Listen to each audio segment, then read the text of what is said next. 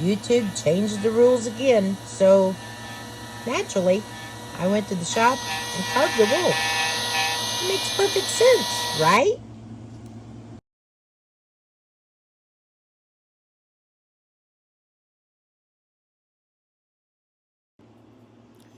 8,000 watch hours. Yep, I know. You've already heard the news. It's been out about a week now. And by this point, every small creator on YouTube's probably done one of three things. They made a video about it, they may have yelled at their computer, or they walked out to the shop looking for something safe to throw. If you're like Eric, it probably wasn't all that safe to begin with. So I'm not here to break the news. You have internet.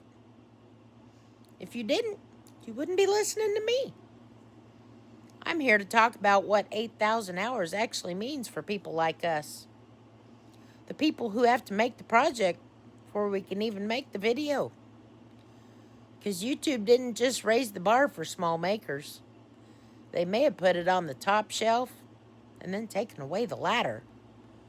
Before anybody thinks Raney Ridge is turning into a YouTube news channel, yeah, don't worry.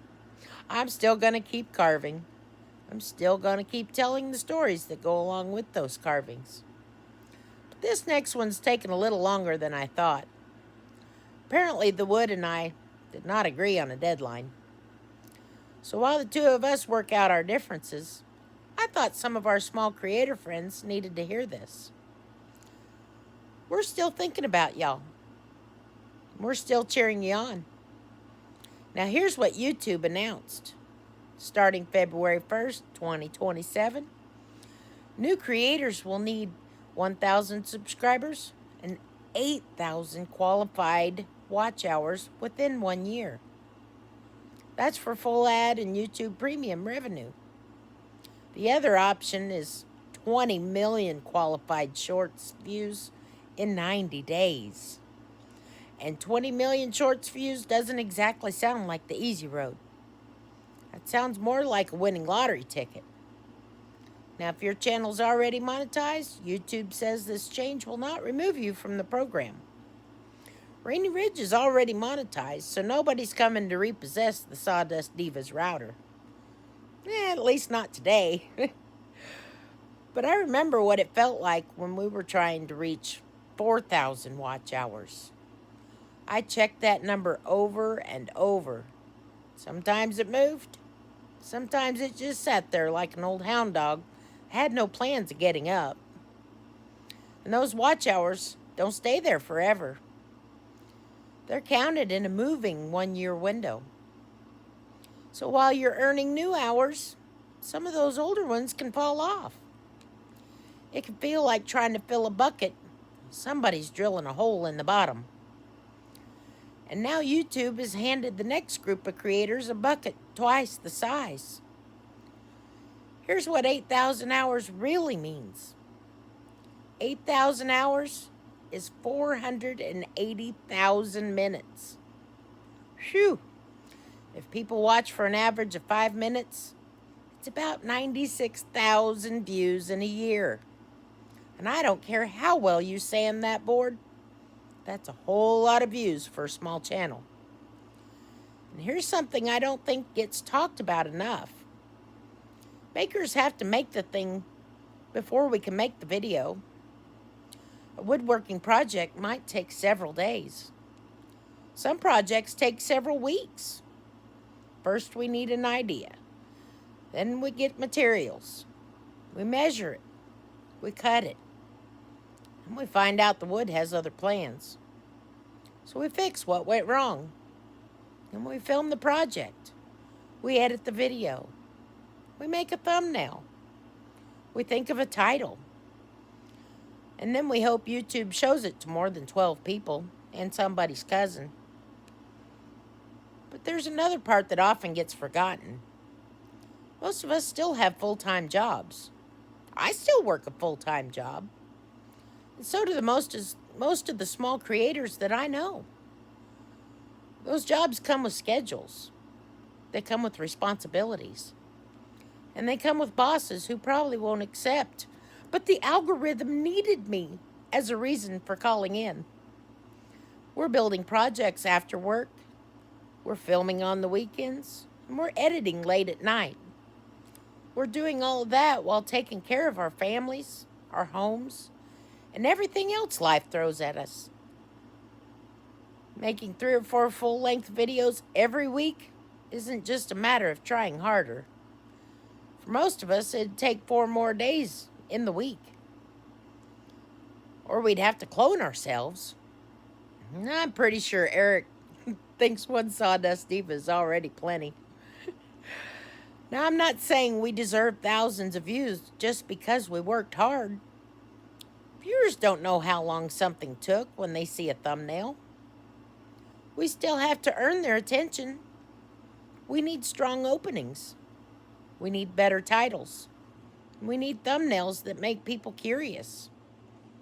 I can spend 3 hours on a thumbnail and still somehow make it worse. So yes, we should keep learning.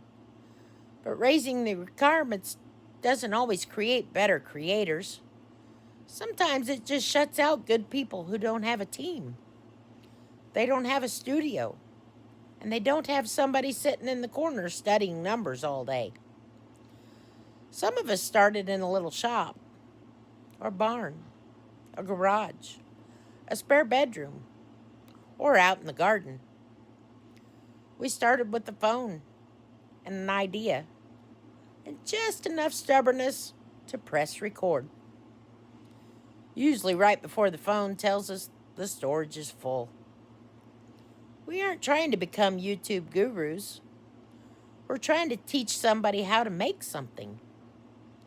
We're trying to save an old skill, or tell a story, or encourage somebody, or maybe make them laugh after a bad day. Sometimes a small video matters more than the view count will ever show. One person may pick up a tool again. One person may try something they were afraid to try. One person may hear exactly what they needed that day. You can't always measure that with watch hours. So I still have one question.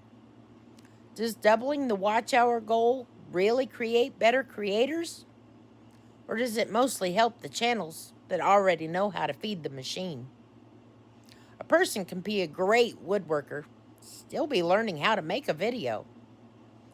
A farmer can have years of knowledge and still struggle with a thumbnail.